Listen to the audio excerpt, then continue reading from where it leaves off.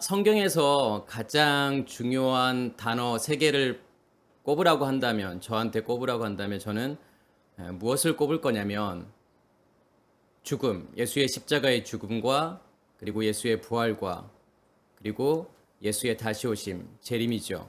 이 세 단어가 어떻게 보면 성경 전체를 설명하는 거고 사실은 복음의 핵심적인 내용이고 복음의 핵심적인 단어이죠.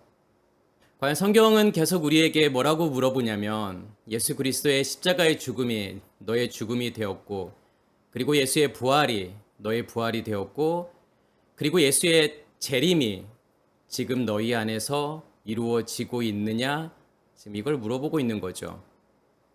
그러니까 단순하게 예수님의 십자가의 죽음과 부활이 2000년 전의 사건이 아니라 지금 현재 우리 안에서 이루어지는 일이고 재림도 마찬가지로 미래의 어느 날 이루어지는 그런 것이 아니라 지금, 그러니까 예수님의 죽음도 마찬가지고 또 예수님의 부활이라든가 예수님의 재림도 마찬가지로 어디에서 일어나는 거냐면 밖에서 일어나는 사건이 아니라 우리 안에서, 지금 우리 안에서 이루어지는 사건이라는 거죠.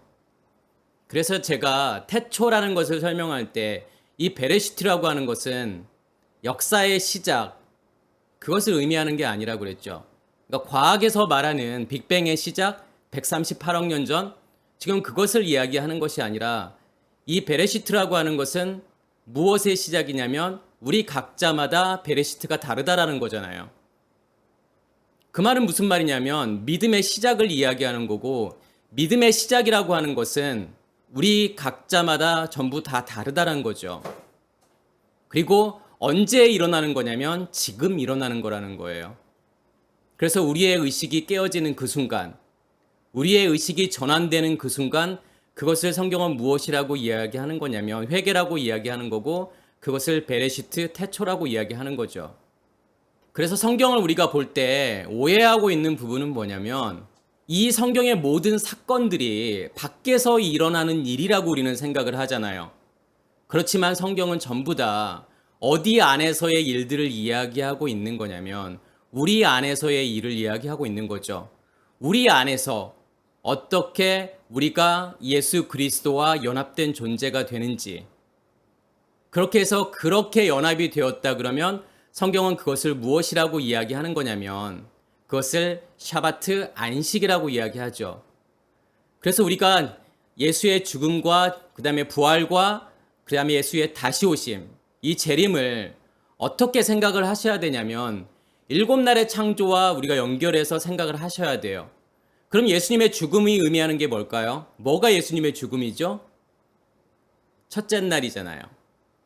첫째 날에 빛이 우리에게 비춰지게 되죠. 빛이 우리에게 비춰졌다라고 하는 것은 어떤 의미가 있냐면 우리의 의식이 깨어진다라는 거예요. 우리의 의식이 전환되는 거죠. 그래서 회개를 의미하는 거고 그 빛을 내 안에 간직하게 되는 거잖아요. 그리고 둘째 날과 셋째 날의 일은 뭘 설명하는 거냐면 첫째 날과 둘째 날, 셋째 날의 결과물이 제가 뭐라고 말씀을 드렸죠? 지난 시간에요. 뭐가 결과물이죠? 한마디로 이야기하면, 한 단어로 이야기하면 씨 가진 열매잖아요. 그럼 여기서 씨 가진 열매라고 하는 것은 결국은 뭘 이야기하는 거냐면 부활을 이야기하는 거고, 다시 말해서 영의 몸을 이야기하는 거죠. 부활의 몸을 이야기하는 거란 말이에요. 그러니까 씨 가진 열매라고 하는 것은 안에 뭘 간직한 거냐면 씨를 간직한 거잖아요. 씨라고 하는 것은 생명이죠. 불이죠. 빛이죠. 그것을 지금 무엇이 둘러싸고 있는 거냐면 말씀이 둘러싸고 있는 거잖아요. 마치 등잔에 등불이 켜 있는 것과 같이 그것을 그 자체를 무엇이라고 이야기하는 거냐면 씨 가진 열매라고 이야기하는 거죠. 그래서 예수의 부활이 설명하고 있는 것은 결국은 예수의 부활이 뭘 만들어내는 거냐면 우리 안에 무엇을 만들어내는 거냐면 씨 가진 열매를 만들어내는 거고 부활의 몸을 만드는 거죠. 영의 몸을 만드는 거예요. 그러면 재림이라고 하는 것은 뭘 설명하고 싶은 걸까요? 넷째 날, 다섯째 날, 여섯째 날을 설명하는 거죠.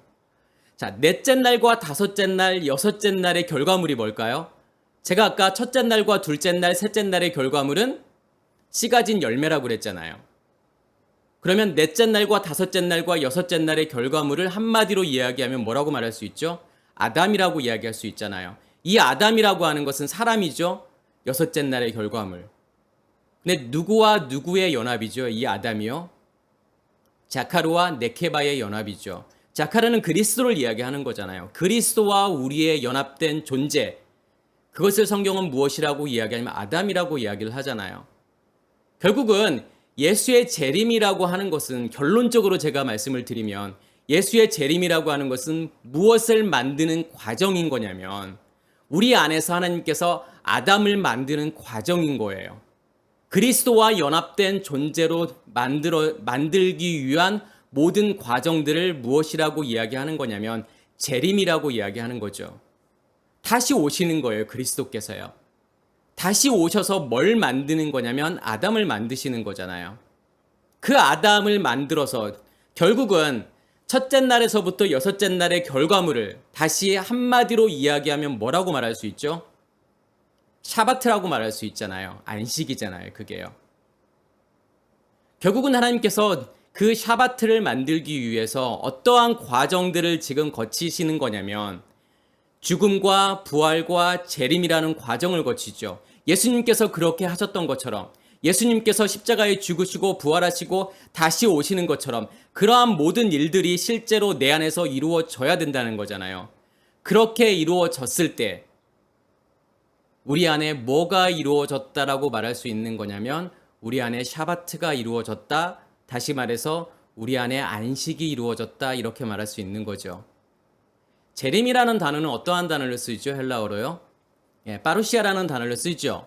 근데 이 파루시아라는 단어가 어떠한 단어의 합성어냐면 파라 그러면은 뭐뭐 곁이라는 뜻이에요. 뭐뭐 옆에, 뭐뭐 함께. 그 다음에 에이미 동사의 합성어예요. 파라와 에이미 동사. 에이미 동사라고 하는 것은 영어의 비동사와 같은 거예요. 어떤 의미가 있냐면 이다, 있다, 되다, 존재하다 이런 의미가 있어요. 그러면 뭐뭐와 함께, 뭐뭐 곁에서, 뭐뭐 옆에서 이다, 되다, 존재하다라는 거잖아요. 어떠한 상태가 우리 안에서 이루어지는 걸 설명하는 거죠. 어떠한 상태가 이루어지는 걸까요? 어떠한 상태를 만드는 거죠? 제가 여호와라는 단어를 설명할 때 여호와가 무슨 뜻이라고 그랬죠? 그가 존재한다.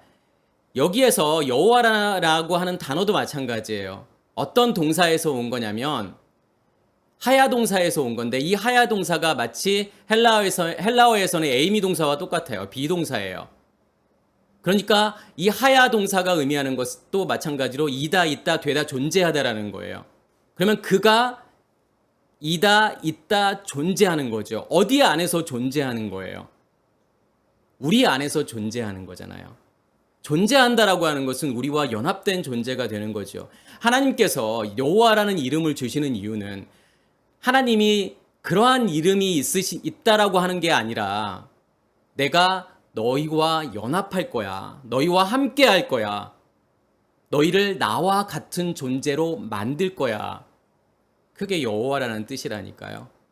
마치 이 파루시아라는 단어도 마찬가지예요. 이 파루시아라는 단어를 통해서 이 재림이라는 단어를 통해서 우리에게 무엇을 설명하고 싶은 거냐면 내가 네 안으로 들어가서 너를 나와 같은 존재로 만들 거야.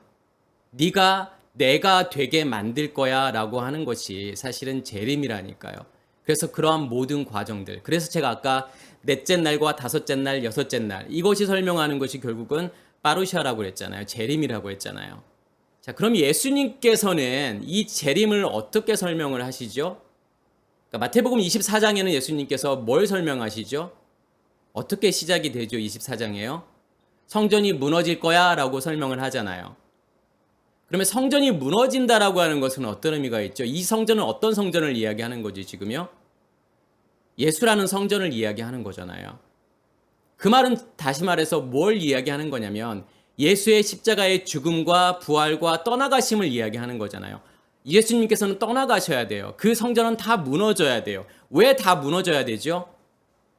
진짜 성전은 어디에 존재하고 있기 때문에요. 진짜 성전은 우리 안에 존재해야 되기 때문에 우리 안에서 만들어져야 되기 때문에 눈에 보여지는 성전은 무너져야 되는 거고 눈에 보여지는 성전은 없어져야 돼요.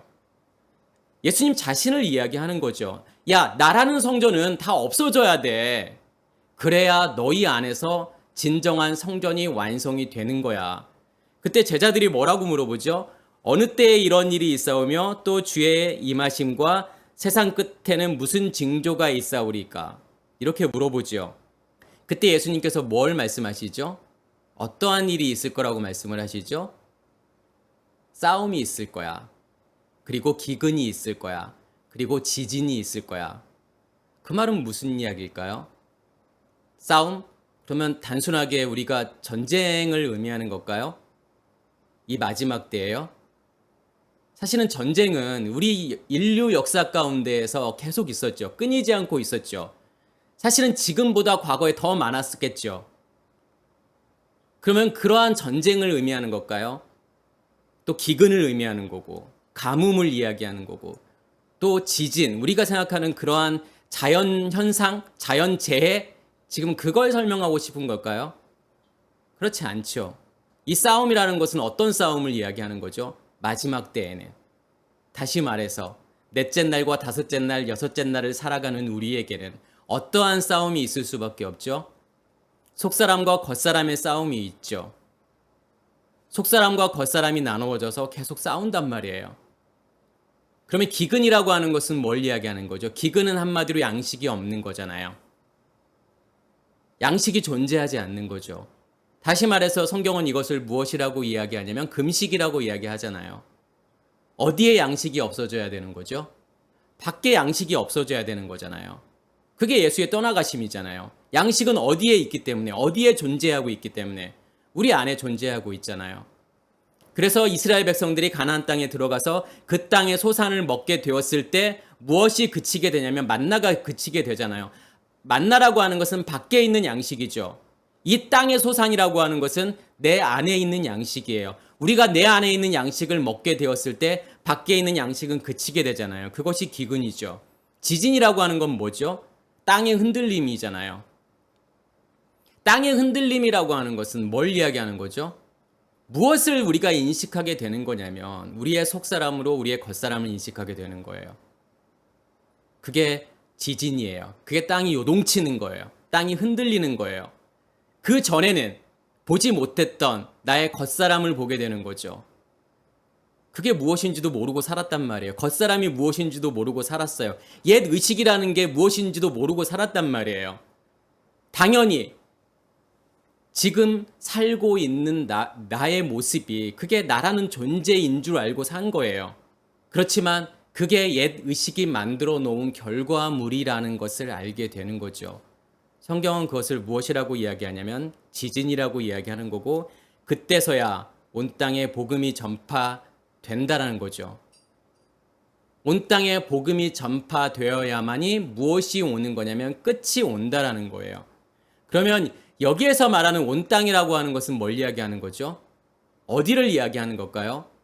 이 지구에 사람들이 들어가지 않는 어떤 오지를 이야기하는 걸까요? 그렇지 않죠. 어디에서의 온 땅이죠? 땅 끝은 어디에 있죠? 우리 안에 있잖아요. 그 끝이라고 하는 것은 나의 의식의 죽음이에요. 그래서 오직 성령이 너희에게 임하시면 예루살렘과 온 유다와 사마리아와 땅끝까지 이르러 내 증인이 되리라. 그 말은 무슨 말이냐면 똑같은 이야기예요. 이 말도 우리 안에서 그러니까 땅 끝이라고 하는 이 끝이라고 하는 단어가 소유라는 뜻이에요. 누구의 소유가 되는 거죠, 내가요? 하나님의 소유가 되는 것이 땅 끝이라는 거예요. 그래서 여기서 말하는 것도 뭐냐면 온 세상에 복음이 전파되어야 된다. 그러면 내가 하나님의 온전한 소유가 되는 거죠. 하나님의 온전한 소유가 되기 위해서는 무엇이 죽어야 되는 거냐면 우리의 겉사람이 죽어야 되는 거죠. 그래야 땅끝이 오는 거예요. 마지막 때에는 결국은 이러한 일들이 있을 거야. 근데 이걸 통해서 내가 너희 안에 땅끝을 만들 거야. 마지막을 만들 거야. 라고 하는 거죠. 그런데 예수님께서 이렇게 말씀하시고 결국은 말씀하시고 싶은 게 뭘까요? 어떤 말을 하고 싶으셨을까요? 깨어 있으라. 또 하나는 준비하라는 거예요. 그러니까 24장 마지막에 그렇게 설명하는 거죠. 깨어있으라, 준비하라. 그러면 뭐가 깨어있는 걸까요? 아침에 막 밀려오는 잠을 참아가면서 나가는 새벽 예배, 아니면 저녁에 늦게까지 있는 철야 예배, 이러한 것들을 열심히 참여해야만이 깨어있는 걸까요? 깨어있다라고 하는 것은 결국은 어떠한 시간에 깨어있는 거죠? 잠을 어떠한 시간에 자는 거죠? 깨어있는 것은 잠자지 않는 거잖아요. 그러면 잠은 언제 자지요? 밤이라는 시간에 자잖아요. 이 밤이라는 시간은 어떤 시간이냐면 우리의 겉사람이 존재하는 시간이죠. 우리의 겉사람은 어디를 살게 되냐면 밤을 살게 되고, 우리의 속사람은 낮을 살게 되잖아요. 그러면 이 밤이라는 시간을 깨어있는다라고 하는 것은 이 밤이라는 시간을 어떠한 시간으로 사는 거가 되는 거죠? 밤을 낮처럼 살게 되는 거죠. 하나님의 시간을 사는 거예요. 결국은 깨어있는다라고 하는 것은 무엇을 인식하는 거냐면 우리의 밤을 인식하는 거예요. 우리의 겉사람을 인식하는 거예요. 그게 깨어있는 거예요. 전에는 몰랐단 말이에요. 우리 안에 밤이 존재하고 있는지를 몰랐단 말이에요. 어두움이 존재하고 있는지를 몰랐단 말이에요. 그런데 빛이 비춰주고 그 빛을 내 안에 간직하고 보니까 무엇이 보이기 시작하냐면 그 어두움이 보이기 시작하잖아요. 우리의 겉사람이 보이기 시작하잖아요. 옛 의식의 정체가 무엇인지 알게 되잖아요. 보게 되잖아요. 그 정체가 666이었다라는 것을 알게 되잖아요.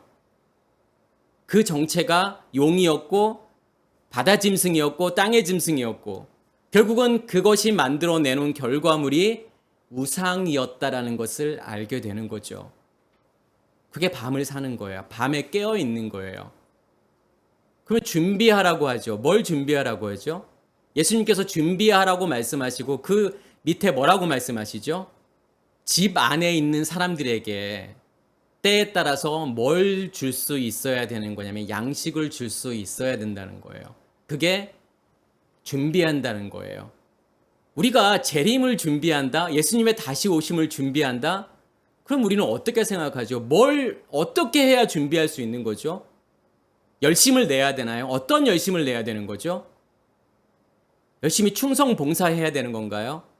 열심히 말씀 읽어야 되고, 열심히 기도해야 되고, 열심히 예배 참석해야 되고, 그리고 봉사해야 되고, 선교해야 되고, 이런 게 준비하는 건가요? 그리스도의 신부로 준비된다는 게 뭐예요? 그런 건가요? 그렇지 않잖아요. 뭘 줄 수 있어야 되냐면 내 안에 가지고 있는 양식을 줄 수 있어야 그게 준비라니까요. 그래서 24장에 예수님께서 이걸 말씀하시고 너희가 마지막 때에 깨어있어 준비해, 그렇게 말씀하시고 25장에 어떤 비유가 나오는 거예요? 열처녀의 비유가 나오잖아요. 달란트의 비유가 나오잖아요. 양과 염소의 비유가 나오잖아요. 결국 열처녀의 비유를 통해서 뭘 말씀하시는 거죠? 깨어있으라라고 하는 거잖아요. 어떻게 깨어있는 거죠? 뭘 준비함으로 깨어있는 거죠? 기름을 준비해야 되는 거잖아요. 기름이 있어야 되는 거잖아요. 기름이 준비되어야만이 우리 안에 있는 불이 꺼지지 않고 계속 타오르게 되죠. 우리 안에 그 기름 부음으로 임해야만이, 그래야만이 뭘 볼 수 있는 거냐면 나 자신을 볼 수 있잖아요. 우리의 겉사람을 인식하게 되잖아요. 그래서 열처녀의 비유의 핵심은 뭐냐면 깨어있으라는 거예요. 어떻게 깨어있으라? 무엇을 준비함으로 깨어있는 거죠? 기름을 준비함으로 깨어있는 거죠. 달란트 비유하고 양과 염소의 비유는 뭘 설명하는 거예요? 주라는 거잖아요. 너 안에 가지고 있어? 그 한 달란트를 너희 안에 가지고 있어? 너희 안에 기름과 불이 준비되어져 있어? 그러면 그것을 세상을 향해서 비춰야 된다는 거잖아요. 주는 거잖아요. 양식을 주는 거잖아요. 그게요. 그게 양의 일이잖아요. 양은 뭐죠? 다른 사람들에게 주잖아요. 양식을 주잖아요. 그들을 돌봐주잖아요. 그들을 찾아보게 되잖아요. 그들에게 옷 입히잖아요. 그게 양이잖아요. 내 안에 진정한 한 달란트를 가지고 있다 그러면, 내 안에 실제로 예수의 부활이 이루어졌다 그러면 그러한 일들이 내 안에서 계속 이루어질 거라는 거죠. 그러한 과정들이 결국은 뭐라는 거죠? 그게 재림이라는 거예요. 그게 파루시아라는 거예요. 근데 이 재림을 또 어디에서 잘 설명하고 있죠? 데살로니가전서 4장 또 5장에 그걸 잘 설명하고 있죠. 제가 여기서 한 가지 좀 말씀드리고 싶은 게 뭐냐면 성경에는 흐름이 있어요. 그런데 우리가 이 데살로니가 전후서를 제대로 이해하려면 이 흐름을 이해하셔야 돼요. 어떤 흐름을 이해하셔야 되냐면 로마서, 고린도 전후서, 갈라디아, 에베소, 빌립보, 골로새 그리고 그것을 이해해야만이 데살로니가 전후서를 이해할 수 있어요.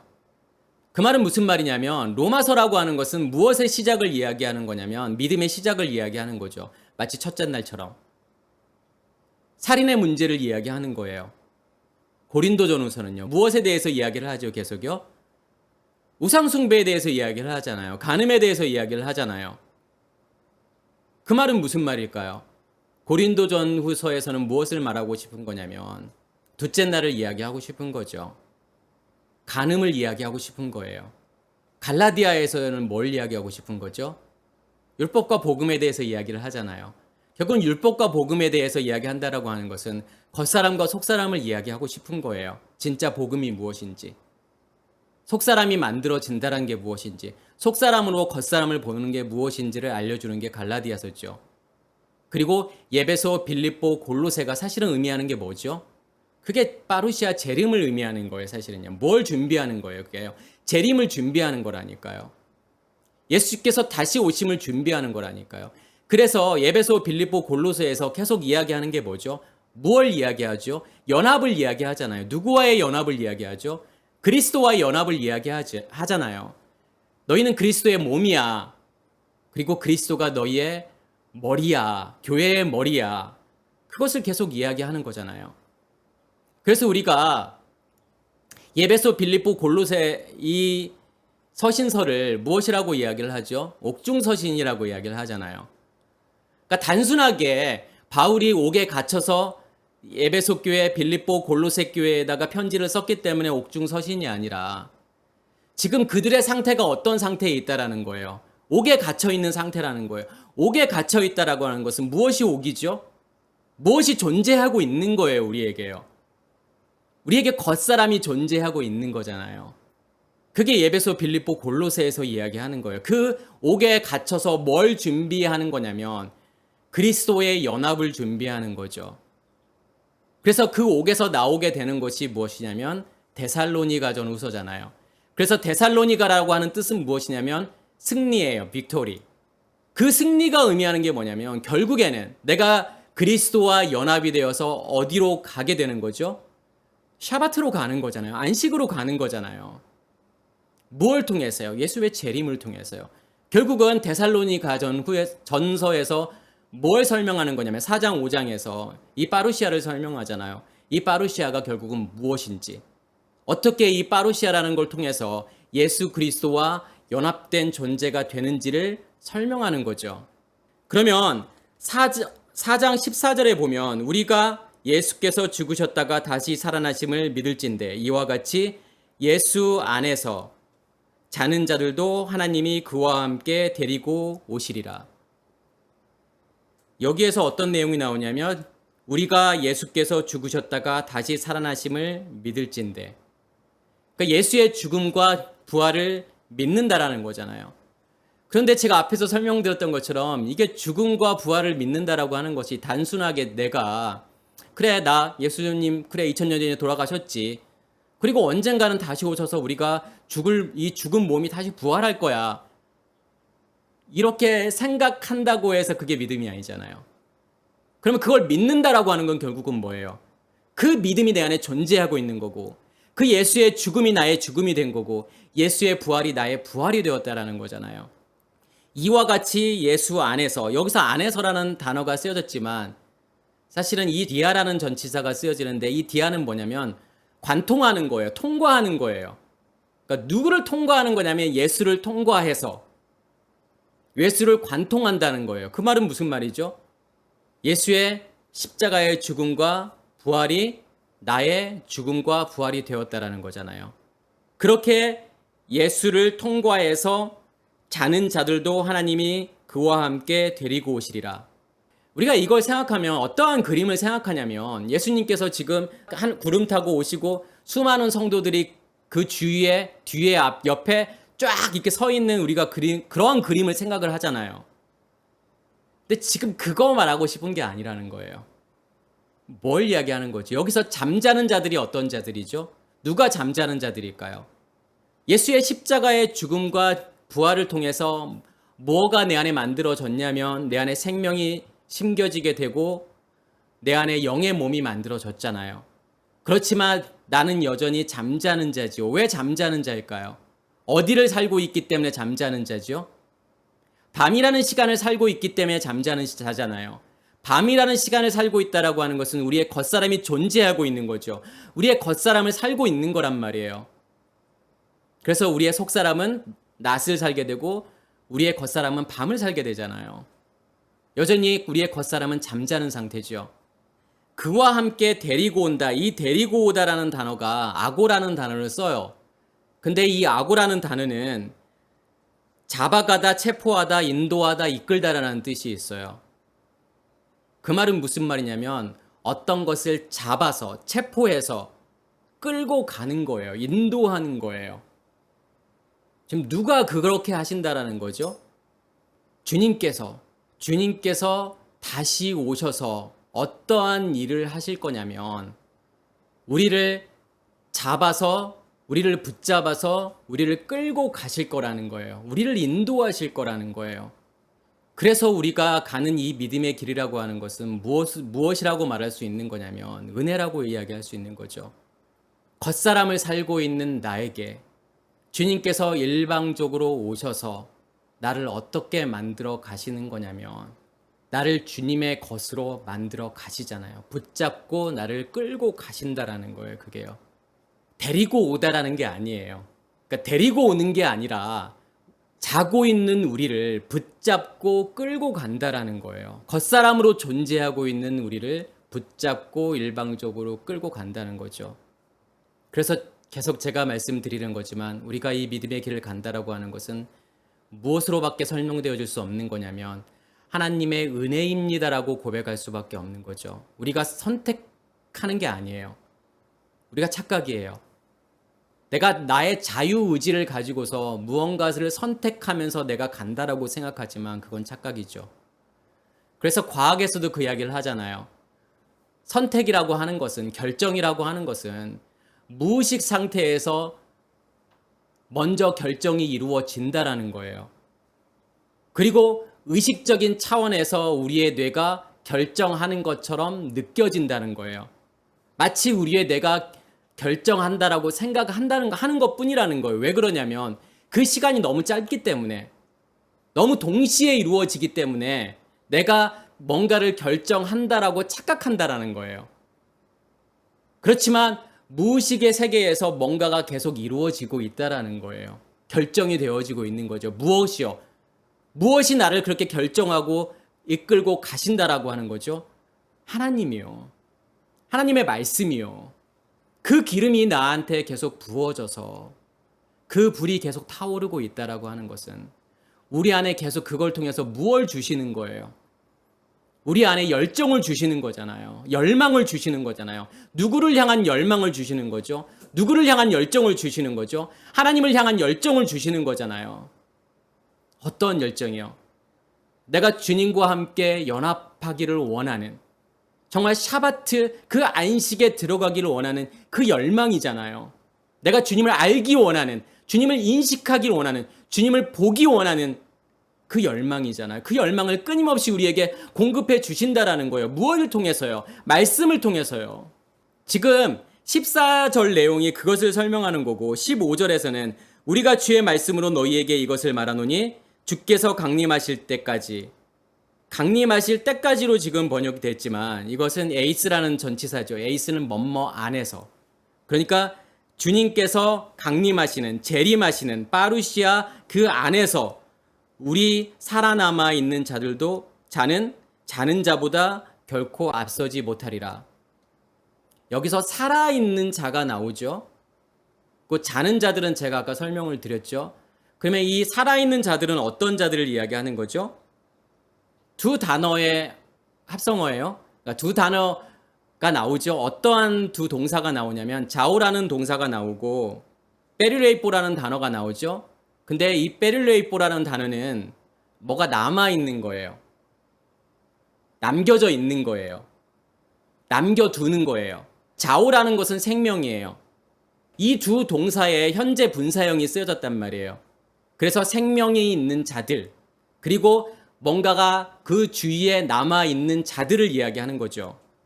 그게 지금 무엇을 설명하고 싶은 거죠? 내 안에 생명이 있고 그 생명을 뭔가가 둘러싸고 있는 거잖아요, 지금요. 이게 뭐죠? 이게 페리잖아, 열매잖아요. 씨가 진 열매잖아요. 지금 씨를, 생명을 무엇이 둘러싸고 있는 거냐면 과육이 둘러싸고 있는 거잖아요. 말씀이 둘러싸고 있는 거잖아요. 그게 열매잖아요. 그럼 여기서 살아남아 있는 자들은, 그러니까 우리가 잘못 알고 있는 게 뭐냐면 잠자는 자들, 죽은 자들, 그럼 우리는 어떻게 생각하냐면 예수 믿고서 이제 어떤 생물학적인 죽음을 죽은 자들, 이 사람들이 지금 자고 있는 자들이고 죽어 있는 자들이라고 생각하지만 그게 아니라니까요. 그 살아있는 자들, 그러면 살아서 지금 내가 예수를 믿고 있는 자들, 이렇게 생각을 하잖아요. 그러면 15절 내용을 보면 마치 어떻게 생각을 할 수 있냐면 예수님께서 이제 구름 타고 막 오시는데 누가 먼저 부활하게 되냐면 죽어 있는 자들이 먼저 부활하고 그 다음에 우리 살아있는 자들이 그 다음에 부활한다라고 이렇게 생각을 하잖아요. 지금 성경은 그것을 말하고 싶은 게 아니에요. 무엇을 말하고 싶은 거냐면 지금 살아있는 자들이 죽어있는 자들을 앞서지 못한다라고 하는 것은 무슨 뜻이냐면 그들을 넘지 못한다는 거예요. 그 장애물을 넘지 못한다라고 하는 거예요. 어떠한 장애물이요? 자고 있는 자들, 다시 말해서 겉사람으로 존재하고 있는 그 상태를 뛰어넘지 못하는 거예요. 넘어가지 못한다라는 뜻이에요. 왜 넘어가지 못하죠? 우리의 속사람은요. 결국은 살아있는 자들이 설명하는 것은 살아남아있는 자들은 우리의 속사람을 이야기하는 거고 여기서 자는 자들은 우리의 겉사람을 이야기하는 거예요. 이 재림이 완성될 때까지는 결코 우리의 속사람으로 우리의 겉사람을 완전히 넘어설 수 없다라는 거죠. 완전히 이길 수 없다라는 거예요. 결국은 이 재림이 완성이 되어야만이 속사람으로 겉사람을 이기게 된다라는 거예요. 지금 그거 설명하고 싶은 거예요. 그러면서 16절에 주께서 호령과 천사장의 소리와 하나님의 나팔 소리로 친히 하늘로부터 강림하시리니 그리스도 안에서 죽은 자들이 먼저 일어나고.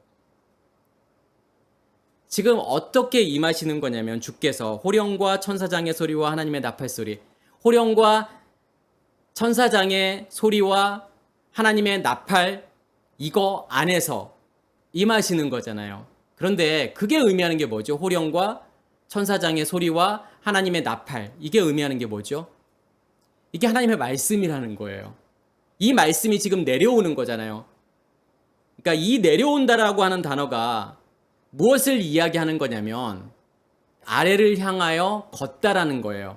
그래서 까따 바이노라는 단어를 쓰죠. 이 까따 바이노가, 까따라고 하는 것은 뭐뭐 아래로, 바이노 걷다라는 거예요. 다시 말해서 하늘에서 지금 땅으로 내려오는 이 사건은 무엇을 설명하는 거냐면 하나님의 말씀이 하늘에서부터, 다시 말해서 지성소로부터 성소로 내려오는 거죠. 우리의 마음 땅에 지금 뭐가 임하는 것이냐면 하나님의 말씀이 임하는 거잖아요. 그러면서 지금 뭘 설명하는 거냐면 그리스도 안에서 죽은 자들이 먼저 일어나고, 그러니까 일어나다라고 하는 단어가 아나스타시스라는 단어를 쓰잖아요. 근데 아나스타시스라는 단어가 부활이잖아요. 그러니까 죽은 자들이 먼저 부활한다라는 거예요. 그럼 여기서 죽은 자들은 누구를 이야기하는 거죠? 예수의 십자가에서 죽은 자들이잖아요. 의식이 깨어진 자들이고 회개가 이루어진 자들이잖아요. 빛이 비추어진 자들이잖아요. 그들에게 지금 무엇가 일어나게 되는 거냐면 그들이 먼저 부활을 해야 되는 거죠. 죽은 자들의 부활이 먼저 있어야 되는 거죠. 부활이라고 하는 것은 결국은 뭐가 만들어지는 거냐면 우리 안에 영의 몸이 만들어지는 거고 우리 안에서 뭐가 존재하는 거냐면 씨 가진 열매가 존재하는 거잖아요. 그 다음에 어떠한 일이 일어나요? 17절에 보면요. 그 후에 우리 살아남은 자들도 그들과 함께 구름 속으로 끌려올려 공중에서 주를 영접하게 하시리니. 여기서 살아남은 자들이 있잖아요. 어떤 자들이 살아남은 자들이죠? 아까 제가 어떻게 설명을 드렸죠? 우리 안에 뭘 간직한 자들? 생명을 간직한 거잖아요. 예수의 십자가의 죽음과 부활을 경험한 자들이잖아요. 내 안에서 영의 몸이 만들어진 사람들이잖아요. 그 사람들은 지금 어떻게 되는 거냐면 구름 속으로 끌려 올라간다라고 지금 번역이 되어 있지만 구름 속이 아니라 구름 속으로가 아니라 구름 속에서예요. N이잖아요. N이라는 전치사가 쓰여졌죠. 구름 속에서 지금 끌려 올라간다라고 하는 이 단어는 하르빠조라는 단어를 쓰는데 하르빠조가 취하다, 잡아채다, 훔치다, 빼앗다라는 거예요.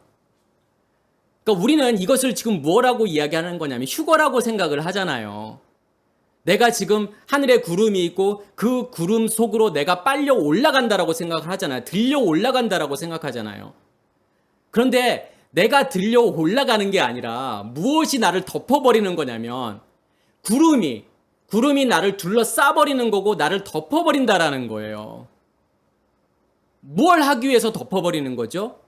여기서 끌려 올라가다라고 하는 단어가 아까 제가 취하다, 잡아채다, 빼앗다 이런 뜻이 있다고 그랬잖아요. 우리를 하나님께서 취하시는 거죠. 그 구름으로 우리를 덮어버리시는 거잖아요. 그 구름을 덮어서 뭘 하시는 거예요? 무엇을 하시기 위해서 그 구름으로 덮어버리는 거죠? 구름으로 덮는다라고 하는 것은 결국은 뭐예요? 하나님의 의식으로 우리를 덮어버리는 거잖아요. 하나님의 말씀으로 우리를 덮어버리는 거잖아요. 덮어서 빼앗는 거잖아요. 뭘 빼앗아요? 전부 다요. 뭘 없애버리는 거예요? 우리의 겉사람을요. 하나님의 의식으로 우리의 겉사람을 죽이는 거잖아요. 우리의 옛 의식을 하나님께서 없애시는 거잖아요. 그리고 누구의 의식으로 바꿔버리시는 거예요? 하나님의 의식으로 바꿔버리시는 거잖아요. 그게 휴거라니까요. 어느 날 갑자기 자고 있는데 어떤 사람들은 없어졌고 누구는 남아있고 지금 그거 설명하는 게 아니잖아요. 우리의 속사람과 겉사람 이야기인 거예요. 휴거는 내가 하늘로 들려 올라가는 게 아니에요. 구름이 나를 덮어버리는 거예요. 구름이 나에게 와서 나를 덮어버리는 거예요. 지금 영적인 이야기예요. 밖에서 우리가 아무리 휴거를 기다린다고 그 휴거는 오지 않는다니까요. 우리 안에서의 지금 일들을 이야기하는 거잖아요. 그러면서 뭐라고 말하냐면 그리하여 우리가 항상 주와 함께 있으리니. 그게 뭐예요 결국은요? 온전한 연합이잖아요. 그게 샤바트잖아요. 그게 안식이잖아요. 무엇을 위해서 그렇게 하시는 거죠? 우리 안에서의 샤바트를 위해서, 우리 안의 안식을 위해서 하나님께서 그 일을 하신다라는 거예요. 재림하시는 거예요. 오늘 말씀을 통해서 그리고 이 설교라는 걸 통해서 정말 하고 싶었던 이야기가 뭐냐면 이거예요. 정말 이걸 물어보고 싶어요. 예수의 십자가의 죽음과 부활과 그 재림이 실제로 우리 안에서 일어났는지를, 아니면 아직도 밖에 있는 그 예수를 바라보고 있는지. 예수님께서 승천하실 때 뭐라고 하죠? 천사들이요? 너희가 왜 하늘을 보고 있느냐? 그 예수는 다시 올 거야. 너희가 본 그대로 다시 올 거야. 이렇게 말하잖아요. 그러면 본 그대로라는 것은 하늘로 올라가는 그 모습을 봤기 때문에 그렇게 우리가 보여지는 이 하늘로 다시 오실 거야? 지금 그 이야기가 아니잖아요. 어떤 하늘로 다시 오시는 거예요? 우리 안에 만들어진 하늘, 우리 안에 만들어진 지성소, 거기에서 다시 오시는 거잖아요. 그러니까 본 그대로, 그러니까 그대로라는 단어는 모양이에요. 모습이에요. 그런데 이 단어는 뭐냐면 변화라는 뜻이고 회전이라는 뜻이에요. 그 그대로가 아니라 변화된 상태로 그렇게 오시겠다라는 거잖아요. 여기서 보다라고 하는 동사는 뭐냐면 우리가 시각적으로 보는 게 아니에요. 알고 인식하는 거예요. 내가 예수 그리스도를 알고 인식한 그대로, 그 상태로 우리에게 오신다라는 거잖아요. 우리가 인식된 만큼, 우리가 알 만큼, 깨달은 만큼 누구를 보는 거냐면 지금 그 예수 그리스도를 보고 있는 거고 하나님을 인식하고 있는 거라는 거예요. 그것대로 오시겠다라는 거잖아요. 밖에서 무엇을 찾으면 그건 진리가 아니에요. 그래서 밖에서 무엇을 찾지 말라고 예수님께서 떠나시는 거잖아요. 밖에 있는 건 진짜가 아니야. 이분 나도 진짜가 아니야. 진짜는 어디에 존재하고 있는 거냐면 너희 안에 존재하고 있는 거야. 그것을 설명하는 거잖아요. 제발 밖에 있는 천국과 지옥을 생각하지 마시고 밖에 있는 부활과 재림을 거기에 머무르지 마셔야 된다고 계속 제가 말씀을 드리는 거죠. 그래서 여기에서 천국이어야만이 죽어서도 천국인 거예요. 동시에 사는 거죠. 여기에서 지옥을 살게 되면 죽어서도 지옥인 거예요. 그래서 이 말씀을 통해서 과연 우리가 정말 한 번쯤은 고민해 봐야 될 게 뭐냐면 그 십자가의 죽음과 부활과 그리고 다시 오심이 진짜 내 안에서 이루어졌는지, 내가 진짜로 그 믿음의 길을 가고 있는지를 보셔야 되겠죠. 그게 아니라면 나의 믿음은 진짜가 아닌 거예요. 나의 믿음은 허상인 거예요. 그냥 없음이잖아요. 실체가 없는 거라는 거예요. 이 말씀들을 통해서 나의 모습을 들여다볼 수 있기를 간절히 소원합니다. 마치겠습니다.